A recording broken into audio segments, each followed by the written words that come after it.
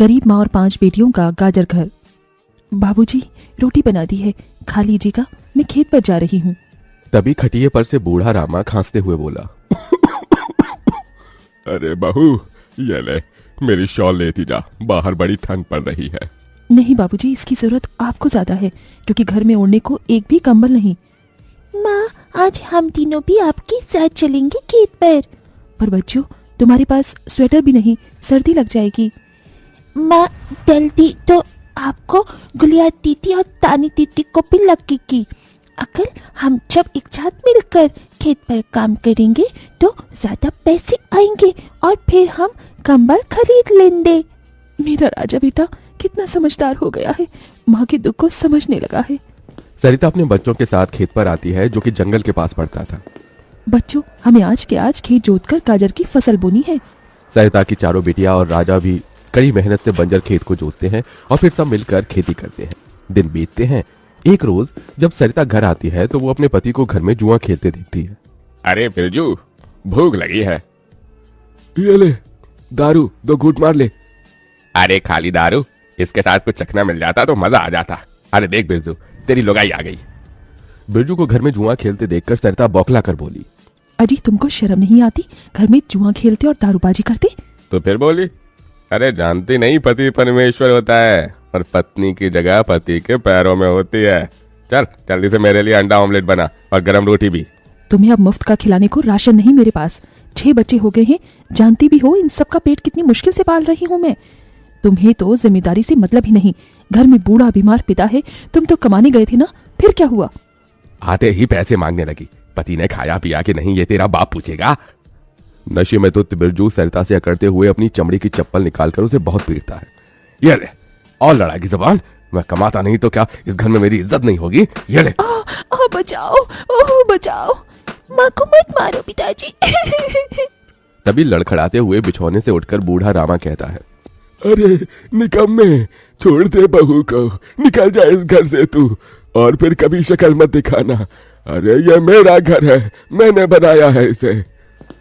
बिरजू चला जाता है। तभी रामा रोते हुए बोलता है, अरे जाने कैसे उड़ाऊ बेटे को जन्म दे दिया है मैंने। मेरे हाथों भारी गलती हो गई जो इसे तेरी शादी कराई।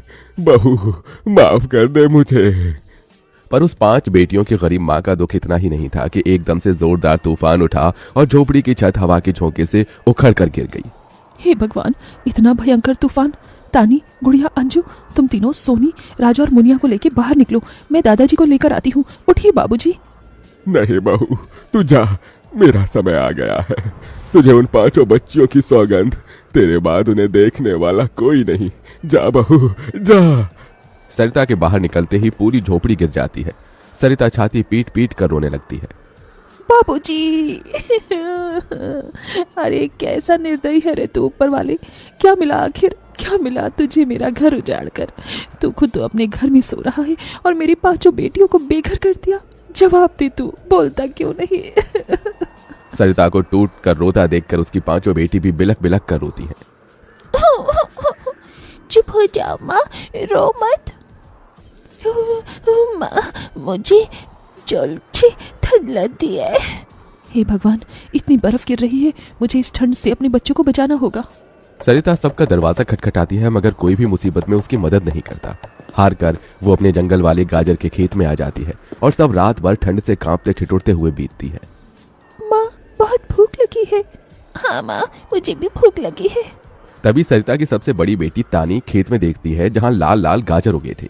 देखो माँ, हमारे खेत में तो गाजर तैयार हो गए हैं। फिर तानी अपने सभी भाई बहनों को गाजर तोड़ कर देती है। ये लो मेरी बहनों, गाजर खा लो। अपनी बेटियों को ठंड में ऐसे देख उस गरीब माँ का मन अपार दुख से भर जाता है। अपनी इस गरीब लाचार माँ को माफ कर देना बच्चों, तुम्हें ये ठंड भोगना पड़ रहा है। तभी एकदम से दिन का माहौल रात सा हो जाता है और तेजी से बर्फ गिरने लगती है। बाप रे बाप, एकदम से इतनी ठंड, ऐसे तो बिना घर के हम बच नहीं पाएंगे।